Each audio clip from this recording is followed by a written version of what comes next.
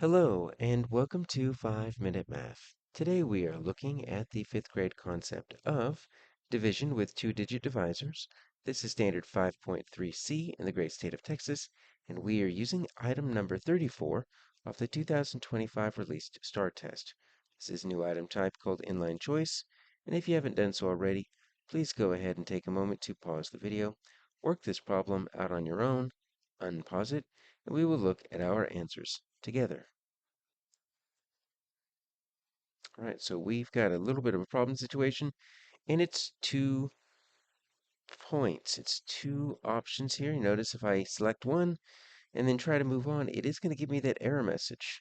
So we need to make sure we have one answer in each of these slots. So let's take a look at what's happening here. We're going to need to do a little division, but then we need to explain ourselves. So Brenda is putting bags, gift bags, filling them with candy. She has 165 pieces of candy. So when it says you have this many, they're giving us the total. So let's draw a strip diagram here. And our total is going to be 165 pieces of candy. Now, each gift bag will have exactly 12 pieces. So when we say exactly 12 pieces, that is a signal that we are dealing with equal groups. And whenever we do equal groups, what that also lets us know is we're going to either multiply or divide, because equal groups are key for multiplication and division.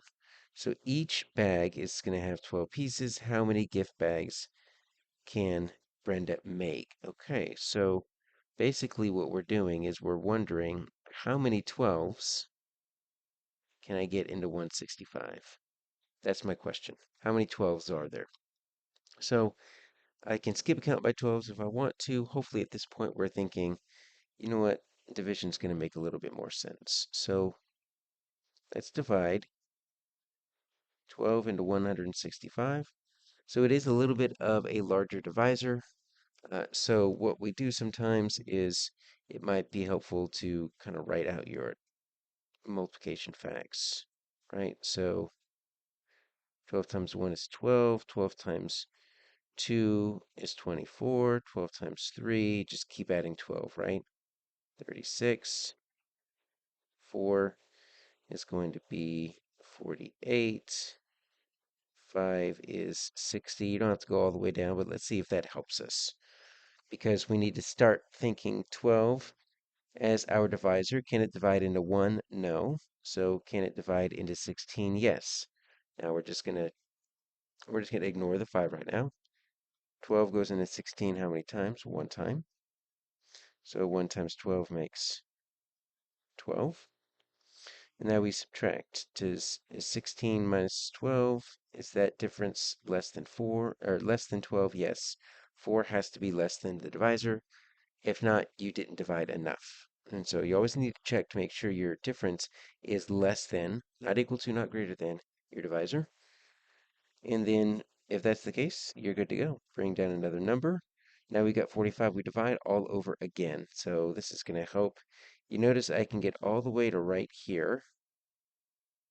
I can't get 4 12s in there. That's 48, that's too large. So I can get 3 12s. And that's going to get me 36. So I've already done that work right there. Now I do need to subtract. So that's really going to be 15 minus 6. That's 9.